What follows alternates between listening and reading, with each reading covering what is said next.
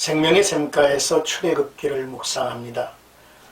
오늘은 50번째 시간으로 19장 16절에서 25절까지 시내산에 강림하신 하나님의 영광과 위엄이라고 하는 주제이죠. 시내산 언약 체결에 앞서 백성들의 성결을 명하셨던 하나님은 마침 위엄에 찬 모습으로 시내산에 강림하셨습니다. 오직 모세만 부르시고 접근을 허락하셨습니다. 이어서 율법을 계시하시고 여호와 하나님의 영화롭고 그 절대적이고 거룩하신 신적 권위를 보이셨으며, 하나님은 중보자로서의 권위를 모세에게 부여하셨습니다. 주목할 일은 하나님께서 시내산에 먼저 찾아오셨고 또 그 백성을 먼저 부르셨다는 것입니다. 여기에 시내산 언약의 숨은 성격이 있습니다. 자, 먼저 16절에서 19절까지는 여호와께서 불 가운데서 거기 강림하시더라 라는 내용입니다. 약속한 날 아침에 하나님께서 강림하셨습니다. 우레와 번개와 빽빽한 구름이 산 위에 있고 나팔 소리가 매우 크게 들리니 진중에 있는 모든 백성이 다 떨더라 라고 말합니다. 우레는 하나님의 영광과 위엄과 권위의 청각적인 증거이고, 번개는 초자연적인 시각적 계시입니다. 빽빽한 구름은 우리를 위하여 자기의 실체를 감추어 주신 하나님의 자비로우신 조처이셨고, 하나님의 강림을 예고하는 나팔 소리에 온 백성들을 이제 떨게 했고 두려워했던 것입니다. 이처럼 우주 만물의 창조주이시며 모든 왕 중의 왕이신 하나님의 능력과 위엄이 초자연적인 현상으로 드러났습니다. 모든 백성이 두려워 떨 수밖에 없었죠. 그러나 이는 단순한 두려움이 아니라 창조주를 만난 피조물에 합당한 반응인 경외감입니다. 경외감으로 모세와 이스라엘은 진에서 나와 하나님께로 나아가죠. 하지만 하나님께서 설정하신 경계선을 침범하지 않고 그 경계선 밖에 서서 하나님의 강림을 기다립니다. 시내산의 연기가 차오겠습니다. 여호와께서 불 가운데서 강림하셨습니다. 불 가운데라는 말은 구약에서 하나님의 현현을 묘사할 때 자주 등장하는 말입니다. 히브리서 12장 29절에는 이 구절에 관련하여 하나님은 소멸하는 불이심이라 라고 묘사합니다. 이것은 하나님께서는 불의에 대하여 진노하시며 심판하시는 질투의 하나님이 있음을 암시하죠. 불 가운데 강림하신 하나님의 영광을 본 이스라엘 백성들도 동일한 사실을 느끼고 깨달았을 것입니다.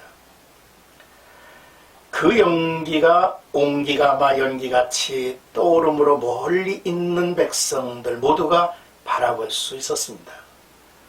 온 산이 크게 진동하며 나팔 소리가 점점 커질 때 모세가 하나님의 지시를 구했고 하나님의 음성으로 답을 받습니다. 그 위엄과 권위 앞에서 모세도 두려워했고 서둘러 하나님의 말씀을 듣기 원했을 것입니다. 이제 20절에서 25절까지는 경계를 지키라는 명령과 몸을 성결케 하라고 하신 내용입니다. 여호와께서 시내산 곧 그 산 꼭대기에 강림하시고 모세를 그리로 부르시니 모세가 올라갑니다. 하나님께서 침범이 금지된 경계선 안으로 모세를 불러들이십니다. 다시 한번 하나님과 이스라엘 사이의 중재자로서 모세가 지닌 위치와 권위가 드러나죠.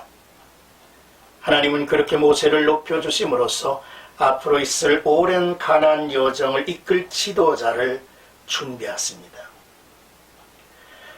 모세를 부르신 하나님은 두 가지를 명령하시는데, 백성들에게 경계를 넘지 말고 제사장들에게는 그 몸을 성결히 하라고 명하셨습니다.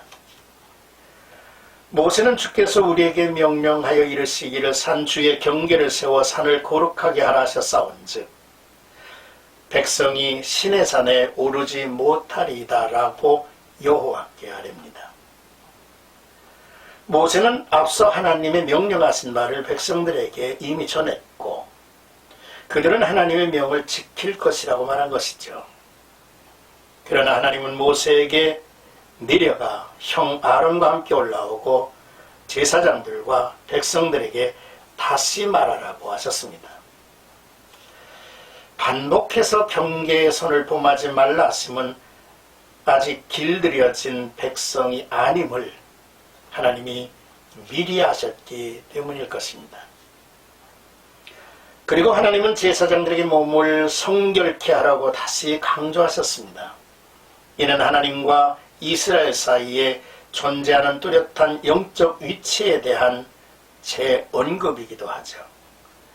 거룩하신 하나님 앞에서 성결하라라는 명령은 하나님 앞에서 자신의 정체성을 확인하게 하고 그들에게는 능력이 될 것이고 성결함의 유지가 가나안 정복의 열쇠가 될 것이기 때문입니다. 하나님의 명령을 받은 모세가 백성에게 내려가 하나님의 명령을 다 전했죠. 성결해진 이스라엘은 이제 율법을 받을 준비가 끝났습니다. 사랑하는 생각가족 여러분, 그렇습니다. 세상이 하나님께 속했습니다. 하나님은 이스라엘을 세상의 민족 중에 자기의 소유로 삼으시고 보물 같은 기업이 되게 하신 것입니다. 그러므로 하나님과 언약을 맺고 그 앞에 서려면 내가 거룩하니 너희도 거룩하라 하신 말씀대로 거룩해야 합니다. 그래서 하나님의 언약 체결의 앞선 명령이 성결이죠. 성도들에게 성결은 하나님과 함께하는 조건이며 성결할 때 우리가 하나님의 소유하신 소중한 보물이 될 것입니다. 세상에서 제사장 나라이자 거룩한 하나님의 백성으로 존재할 수 있을 것입니다. 그래서 성도들이 성결하기를 구할 이유가 분명해진 것이죠.